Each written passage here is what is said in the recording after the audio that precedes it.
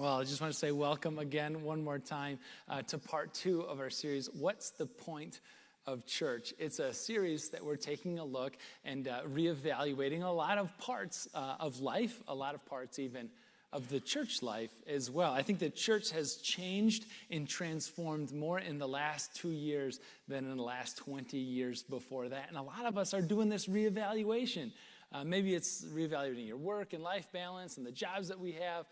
And we want to do the same with the church as well. And to step into an ongoing conversation, asking the question, what is the point of church? And so throughout this series, it's 4 parts. What we're going to do is take a look at each of these 4 major building blocks of the church, worship and serving, grouping and giving. And it's my hope and it's my aim that by the end of this time together, that we will make these joint commitment to worship faithfully and to serve wholeheartedly, to group intentionally with other believers, and to give sacrificially and generously. Last week, we wanted to give the picture about what church is and could be like at our very, very best. And we said, listen, when we show up together, when we recognize that each one of us is fighting a battle and we cannot win alone, the church at its best helps each other, encourages each other, spurs one another on towards good deeds, towards serving Jesus. We had the picture of what the church could be like at its best of 2 guys around a campfire, and the one guy pulls a white hot ember out of the campfire and just sets it on the cinder block alongside. As the white hot ember goes from white to red to orange to gray to black, we said at our best as a church, we are that set of coals keeping one another warm. We are that set of coals pointing our way towards Jesus in a community together, pointing to the one who fights on our behalf. We worship faithfully. We cannot fight this battle alone. Today, we're talking about serving, as you heard Renee's story. Somebody joined this community just a little while ago and jumped in, and you heard how passionate she is about the serving role that she has here. It's super cool to see. You received one of these cards when you came in here today, and at any point during the message, if you just would like to fill that one out, name, email, cell, and then contact me about joining one of our 3 main Sunday morning teams around here. We'd love to do that. We're going to have a little bucket in the back for you to drop those in before you go, but I'm not offended if you fill those out while I'm talking. As we get into this, a story and then a question. And this story kind of goes like this. Every once in a while, I have the opportunity of being invited over to somebody's house for dinner. And they usually regret it, to be honest, but every once in a while, And it's weird for the kids because they're like, what's the pastor doing, like on a Wednesday, being alive, Like, he's got his place on the weekends. And at my house, too, nonetheless. You got to be kidding me. But every once in a while, somebody has me over for dinner. And one of my favorite parts of that experience is like the level of praise that gets heaped on me as a guest for doing literally the smallest thing in the world. Like after the meal is done, as a guest, I like pick up my plate and I like carry it over to the sink. And it's like, oh, no, you shouldn't have. Thank you so much. And I'm like, well, this feels pretty good, I'm going to go back for more. I'm going to grab a serving dish and bring that over. Oh, Pastor, thank you so much. Please, sit down. Let me make some coffee and like bring it over to you. You've done so, far too much already. I'm like, this is great. Let's up the ante, one more time here. Guys, not all heroes wear capes. Some of them are dinner guests that put away the mustard in the refrigerator after the meal is done, right? Just the level of like gratitude and praise that's heaped on me as a guest over at somebody's house. Now contrast that with what dinner is like at my house, right? It hits a little differently, After the meal is done and the kids they'll try to run off and do their thing. And I'm like, oh, no, you don't. Back here, grab your plate, march it right over. Not just in the sink. That's not good enough. You tried to get out of this. Now you got to put it in the dishwasher, This is the expectation, right? Like, get over there. And okay, just because you tried to get away, now you have to put the mustard back in the refrigerator. It's different, isn't it? It's different being a guest versus being a member of the family. It hits different. As we kind of recognize that we're a bunch of different people and we're gathered here across a variety of locations and online as well. But this is an opportunity for us, a little bit like you and Jesus, to do kind of this like gut check sort of moment. And to ask yourself, and maybe in your quiet moments, to ask Jesus, like, am I a guest or am I a member of the family? You know, and I want to make room. I want to make space for us here. And if you go, listen, I'm checking it out and I'm a guest. And I'm so glad that you're here as our guest, especially if you're like a literal guest and it's like your first time, maybe first few times like around here. And like, that's awesome. Truly, truly, truly. I'm so glad that you've decided to join us. And it is our honor, it is our privilege to be able to be the ones to like put the mustard away in the refrigerator after the meal. Like, that's an awesome thing. And we love doing that. But I also don't want you to miss the opportunity, because it's fun being a guest for a little while, but to be a member of the family and to be in on those family conversations, those family discussions, to be able to celebrate the family celebrations. I mean, guys, there's nothing else quite like it. So this morning, I'm going to read a Bible passage that God gives us from the letter of 1 Corinthians. And before we do that, though, I want us to kind of hear this. And as I sort of build the case from the story that we're about to share of why I think God would love for you to invite you to move from being a guest on over here to being a member of the family. We're going to go to the Bible passage here, and it's 1 Corinthians 12, and we're going to start off in verse 12, where we read this. Just as a body, though one, has many parts, but all of its many parts form one body, so it is with Christ. And I love this. We read that many, many parts of one body. We recognizing that the parts of a body, that this is what belonging to the family does. That this is what serving wholeheartedly does. Serving connects us to something far greater than ourselves. Serving connects you to something far bigger than yourself. We read it as parts of one body. You might remember, you might have like a different translation of the Bible, and that was rendered a little bit differently. There's many members of the body. And that change has sort of like, it's gone through some transformation. Even here at Encounter, it's gone through some transformation, as we don't talk about like membership all that often. It's super biblical. Like Paul talks about membership here, membership of the body of Christ. And it's this really sacred, this really hallowed thing. But when he talks about membership, he's talking about like a member, like a literal, like your arm is a member, and like how critical your arm is, or your foot, or your leg. And he gives like all these pictures about being members of a body. But we've kind of moved away from that a little bit, and we think about like being members of a body or being a membership in an organization, and we don't think like an arm as a member of an organization. When we think like membership in a church, we think of like Costco, you know, where like you show up and you got your little membership card that they took on like a 0.5 megapixel camera in the line, and it's like a picture of somebody. It might be you, it might be somebody else. It doesn't really matter. You just kind of flash it and you just kind of walk on by. And we think about Costco. We're going to get going on Costco here. This opportunity that we have to wait in line for an hour and a half for a 20-cent discount on gas. It's amazing. We love Costco. If you'd like to hear my actual thoughts on Costco afterwards, I'm very much open to that. But it's a great place. It's probably the only place where you can buy an inflatable kayak and a 5-gallon drum of hummus in the same shopping experience.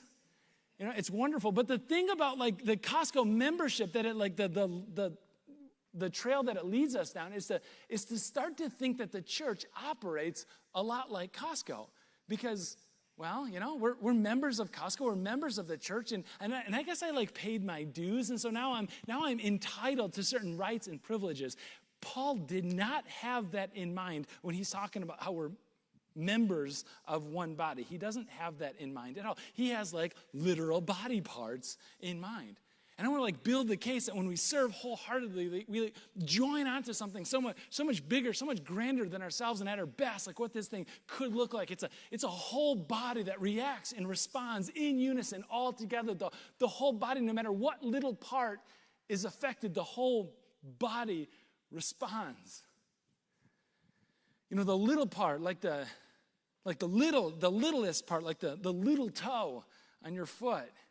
Not the big toe, not the one that went to market, you know, not that toe, the wee all the way home, that little toe. Right? You imagine this, you're walking through, it's late night, you're not trying to wake up the kids, you're trying to avoid Legos as you're like shutting off the lights on the way to bed, you know? And you're doing it quickly because you're very tired and you want to get to bed. And you're going through, you're avoiding stuff, and all of a sudden, whack! It's just pain just shoots through your body because that little wee toe all the way home, that little toe, that just clipped the leg of a coffee table, right? And what happens? You know, that toe is connected to something far greater than itself. You never even realize what the function of a little toe is. I still don't recognize what the function of the little toe is, but man, my whole body is invested into this thing now. Man, my knee pulls my leg up, my hands grip around that little toe, which may or may not be bleeding at this point. My back arches over, my mouth says something that's definitely going to wake up the kids. A whole body responds. And I love this. I came across this. The whole body responds seamlessly, organically, and with no individual decision being made apart from the rest of the body. That is so profound. That is so cool, isn't it? Like just to think about when one little part, when one wee part of the body starts hurting, incredibly hurting, the whole rest of the body responds seamlessly, organically, and without regard to an individual decision, but wrapping onto that part of the body, the member of the body. Man, as you're thinking about, like, where are you, at church? Am I a guest showing up? And if you're a guest, awesome. But if you're part of the family, it's something else entirely. Because if you're part of the family, you get to see the seamless, organic response that happens and takes place without regard to an individual desire or decision to be made. I'm in a privileged position around here, and I recognize that because I get to see this all the time. I get to see the body respond. When one diagnosis comes in or when one setback takes place, I get to see the whole body respond seamlessly, organically, and without regard to individual desire, a decision to be made. It's so powerful. It's so powerful to see somebody show up and like, you're hurting, and I recognize that. So there's going to be a couple of bags of groceries on your porch when you get home. You can speak into this if you've got some favorites, but I'm just telling you, it's going to happen. Another one, listen, your grass is going to be mowed. Like this Friday, we got a crew that sent over, they're cleaning. I've seen people send others, hire a team to clean a house just because I think that you would appreciate it. So I just need a time when the cleaners can come in and like take care of your house. It's so beautiful to see when one part of the body is keeled over and hurting somebody else going, this is not a question, this is a statement. I'm going to take care of your mortgage for the next couple of months so that you have one less thing to worry about so you can be more present to your family. The church responding to a hurting member of the body seamlessly, organically, and without regard to an individual desire or decision to be made. Man, you don't get that as a guest. And it is so beautiful to see the church at its best respond to a member in need. When we serve each other with the grocery thing, with the food thing, with the mortgage thing, when we serve each other in the church setting, serving connects us to something far bigger than ourselves. Serving is also the antidote to a self-absorbed life. Listen, continuing on in the passage from chapter 12, verse 15. Now, if the foot should say, and he picks the foot because it was like the most detestable image that they've got available to them. Jesus cleaned the disciples' feet, and that was such a powerful act because of the stuff that they walked in, the animal excrement, and we won't develop that one anymore. But the foot, he picks the foot intentionally. That's what I'm trying to say.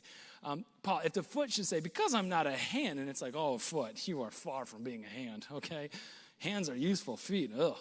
I do not belong to the body. He goes, no. It would not for that reason stop being part of the body. And if the ear should say, because I'm not an eye, I don't belong to the body, it would not for that reason stop being part of the body. He goes, if the whole body were an eye, and I'm thinking like Monsters, Inc., Mike Wachowski, Wazinski, one of the, now everybody's thinking about it. Google that one later. If the whole body were an eye, where would the sense of hearing be? If the whole body were an ear, where would the sense of smell be? But in fact, God has placed the parts in the body, every one of them, just as he wanted them to be. Now that's critically important because we recognize something. We recognize that everyone has something, No one has everything, and we exist to serve the designer of the body. So I gotta pause and kind of fill that one out there. It's the designer who organized all of these parts. Whichever part that we might identify in that body, our job isn't to exalt and to glorify the rest of the body. The job of each one of the parts is to glorify and exalt the designer of the body. I want to share a story that I heard a woman at a conference one time talk about. Her name was Indra Noy, and she's saying the place that I grew up in was not exactly affirming of the gifts of women and girls my age, and so my family and that culture decided, we're gonna do something about that. And so what they did is every day after dinner, their parents would ask her and her sister, just two girls in the family, to prepare a little pitch, a speech, and they take turns like picking different countries and then giving a speech on why they deserve to be the president or prime minister or like whatever, a world leader, representing that country.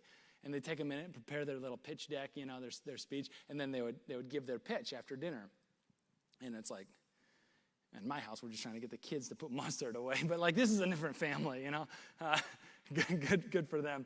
And then after dinner, mom and dad would like pick the winner, and they would get to be like president for a day, prime minister for a day until bedtime, and then they'd start the whole thing over the next day. It isn't surprising to find out that her and her sister went on to become very successful adults, very driven individuals. Indra shares the story, and she goes, I remember the day that I was moving up through the corporate ranks at PepsiCo, Fortune 500 company, just a behemoth of an organization, that she was voted unanimously by the board as the president of PepsiCo. I mean, that's a huge deal. And she goes, I was so proud. And I was even more proud because my mom was visiting that evening, and I got to go home and tell my mom the news that I have been elected the next president of Pepsi Company. Can you believe it? And she's like beaming, right? Pulling into the driveway. I can't wait to share this awesome news, this incredible thing that took place. She bursts through the door. Mom, I have the most incredible news to share with you. And her mom goes, we're out of milk. Can you go get more? She's like, out of milk? I've got some news to share. Can you even believe this? And he goes, Indra, your news can wait. We need the milk. Can you go? And she's like, ask my husband. Did you ask Raj? Can he go get milk? And she's going, I'm not Raj's mom. I'm not going to ask him. I'm your mom. Please go get the milk. Going to get the milk. She gets in her car, drives to the store, come back fuming, angry. I can't believe this. You're president of Pepsi, and I'm not like running getting milk. And she comes back, she slams the milk on the counter. There's your milk. Now my news. I'm president of Pepsi, and you ruined the moment. And her mom looked at her and go, you know what, Indra? So proud, right? So proud. But in this house, you're not the president of anything. In this house, you're a mom and you're a wife. In this house right now, you're my daughter. I think you should park your crown in the garage. And that's the line that stayed with me. I think you should park your crown in the garage. It's a line that reverberates through me when I read about like God placed the parts where he wanted them to be, just where he wanted them to be. And when the hand gets all big on itself because it wears a crown or it carries a crown and it's nothing like the foot. I mean, can you believe that guy, right? Park the crown in the garage. I think about how my family dynamics would totally be different if I came home from work and I parked the crown in the garage. And some of you are like, yeah, I know somebody definitely needs to park the crown in the garage. How different our work experiences would be if we parked the crown in the parking lot before we went into the office or before we stepped on to the job site. How different our serving cultures, right, would be even at a place like church if we park our crowns in the parking lot before we come in. I think of all this because it's not just Indra, the president of Pepsi, now retired, who parks her crown in the garage. Not just because of like this is what Paul is getting at of saying like, listen, we're not here to elevate one part over another part. I'm thinking about another letter that Paul wrote, not Corinthians. He wrote to the church to Corinth. He also wrote a letter to this little church in Philippi, modern-day Greece. And he's running this, and he's going, this is really the embodiment of the Jesus movement. Like, this is what we're all about. Parking the crown in Jesus. Jesus took all of the relative glory and praise and comfort and security of heaven. And he decided to incarnate himself, to become human being, to become walking around like us with skin on it in the flesh. God became man. But, however, he did not consider equality with God. He did not consider his divinity. He did not consider his very nature, being God, something that should be used to his own advantage. But instead, he became nothing. He parked his crown in the garage, taking on the very form of a servant and becoming obedient to death, even death on a cross. This is our Savior. This is our Lord. This is our Master. This is our God. Philippians chapter 2, serving. It's the antidote to living a self-absorbed life, serving others. Serving is also a gift to the world. Listen to this line from verse 27. Paul continues in chapter 12, 1 Corinthians. Now you are the body of Christ, and each one of you is part of it. And God has placed in the church, first of all, apostles, second, prophets, third, teachers, then miracles, then gifts of healing, of helping, of guidance, of different kinds of tongues. Are all apostles? Are all prophets? Are all teachers? Do all work miracles? Do all have gifts of healing? Do all speak in tongues? Do all, or other languages? Do all interpret? Now eagerly desire the greater gifts. And then he goes on in 1 Corinthians 13, coming to a wedding near you this summer. It's the famous love passage. You know, love is patient, love is kind. It does not envy, it does not boast. I used to just kind of bristle at this when couples would choose that as their wedding text, because I'm like, do you know what's going on in Corinth? Let's do a little Bible study, right? They're suing each other, right now. There's lawsuits, legal issues going on. The favoritism is they have some members of their body is you guys can't come into church, into the building. You got to hang out on the lawn. Meanwhile, we're going to have this feast in the back room in the nice area of the house. I'm like, this is not a great thing to emulate. But then I kind of started embracing it, right? Because I'm actually, as far as a marriage goes, this thing is so dysfunctional and broken. It's listen, God is speaking. If God can do this with that kind of a church, I wonder what he could do with a couple of broken people in marriage if they hand over the pieces to him. But anyway, 1 Corinthians 13. Love is the point on that one. He's talking about all these different gifts. He's talking about all these different parts of the body.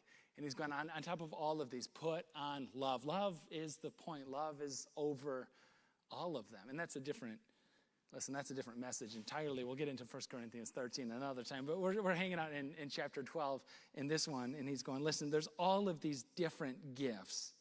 And they correspond to different parts or different members of the body. You ever think that it's fun to think about what part of the body that you would be? Depending on how God in his Spirit has uniquely gifted you, what you would be in the body. Some of you are I'm the person that speaks hope. I'm the person that speaks encouragement in life. If we're parts of one body, I'd like to think I'm the mouth. I love that. It's kind of an action step. When you go home today, the people that you came here with, just talk about it. We all have the Spirit of God living inside of us if you believe in Jesus. That's the promise of the gospel. What part, you've been supernaturally gifted, what part of the body would you be? Maybe it's the mouth speaking a word of hope and encouragement. Maybe it's the ear providing a listening presence. Maybe you have a spirit of courage. You're the spine of the body. What is your part of the body? I love this. I had a seminary professor one time, and he was talking about his days in pastor ministry, why he decided to leave that and teach at a seminary. And he goes, yeah, just one congregant was just, we're all parts of, we're all, different parts of the same body. And I just have to, I don't know what part they would be, but I just have to believe that they were somewhere in the bowels. Also a critical function. What part would you be? Members of one body. And it's worth asking because there's some parts of the body that God explicitly does not call us to. There is a part of the body that exists only to feed itself, only to nourish itself. On some bodies, tragically, there is a part that exists only to grow itself. And from a medical perspective, when you've got a group of cells that exist for nothing more than to nourish and feed and grow itself, the medical term for that is cancer.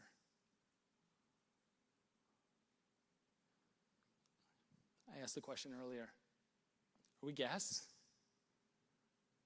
showing up? And it is our honor to feed and nourish and to grow. But that's not where we're called to hang out long term. Because the joy of being a member of the body is so much greater to that. That when we get to serve, not ourselves, feed, nourish, grow, not just ourselves, but the whole rest of the body, it's so much more powerful. It's so much more life-giving. That it's the way in which we actually get to bless the whole world. You see, I come back to that, dinner guest or family member conversation, and I kind of have this realization along the way that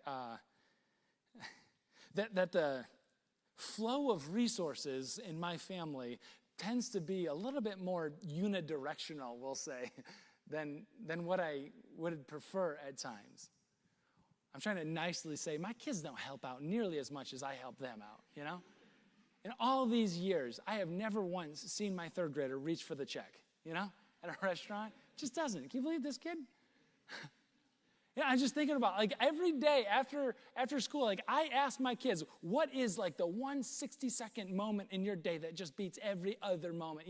Was it when you got to school? Definitely not. Was it when, recess first started and you're running outside and the warm air in your face? Was it right when you walked home, walked inside when you're done with school? What's the 60-second highlight of your day? And they're like, oh, I don't know.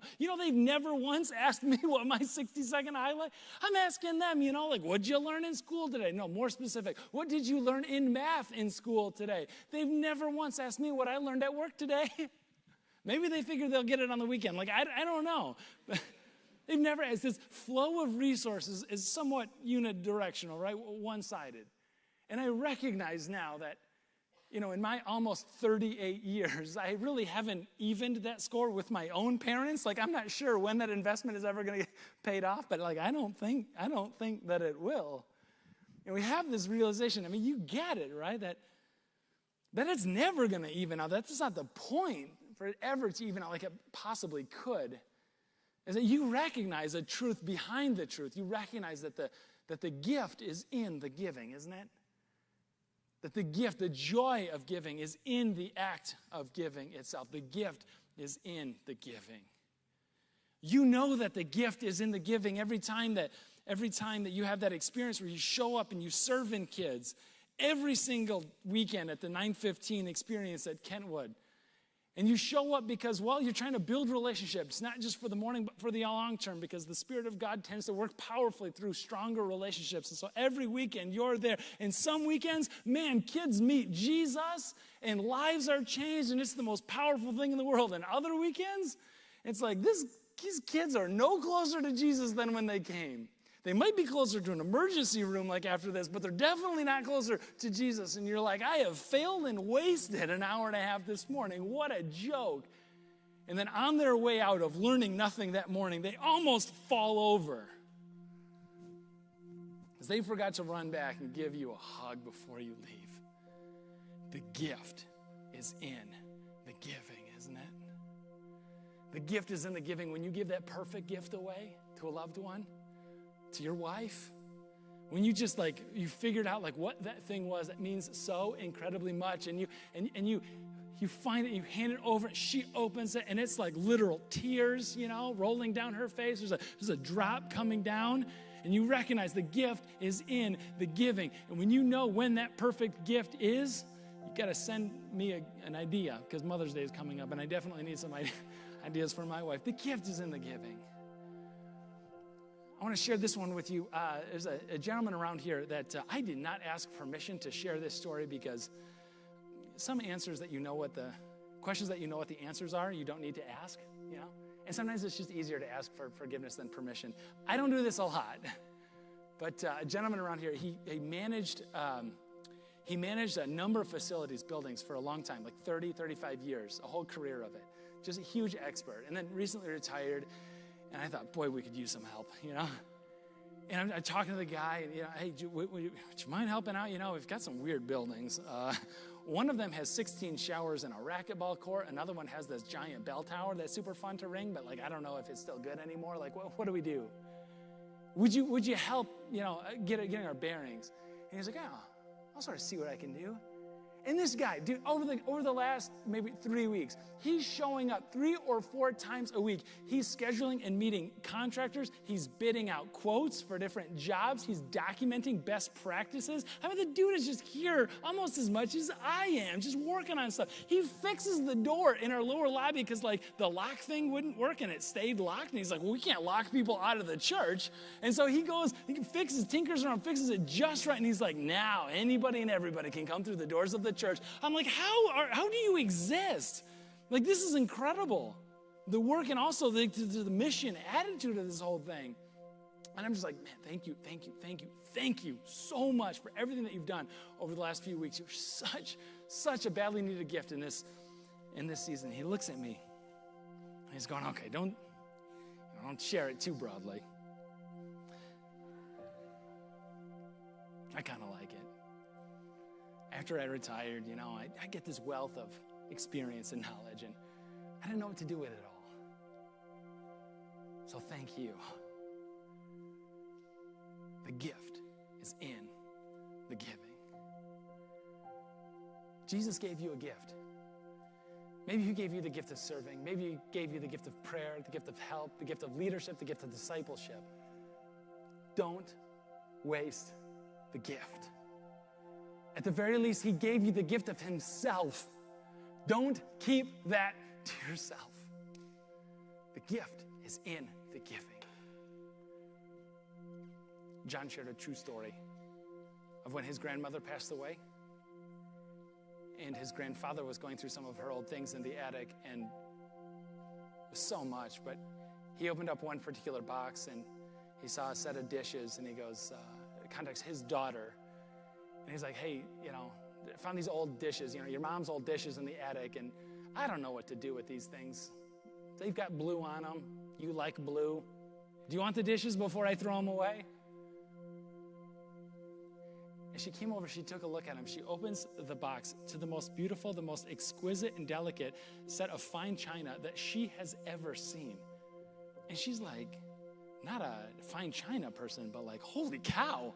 Like, where did this stuff come? I've never seen this before. So she digs through the family a little bit and tries to, like, figure out, you know, what the back history is on this. And this stuff, like hand-painted forget-me-not flower pattern on each dish. 24-karat gold trim around it. It's got mother-of-pearl inlaying on each teacup, and it's an entire set. It finds out it came from a handcrafted factory in Bavaria that has since been destroyed in World War II, literally irreplaceable.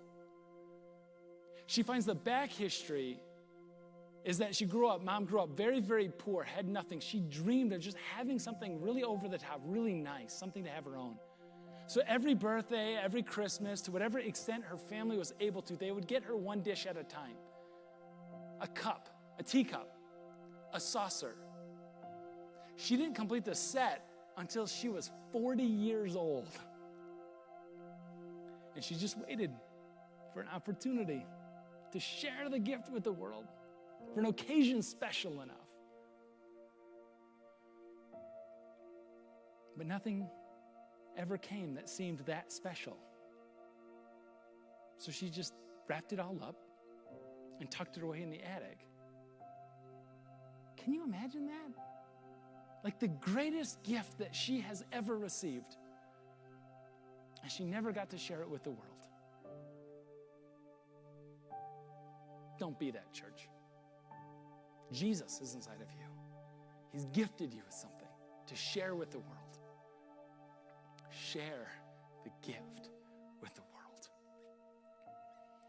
In these next few moments ahead of us, I want to invite you to fill out that little card that you have available, little blue card when you came in. It just lists a few areas to serve on, whether it's a guest experience team, music and production in the kids or youth areas.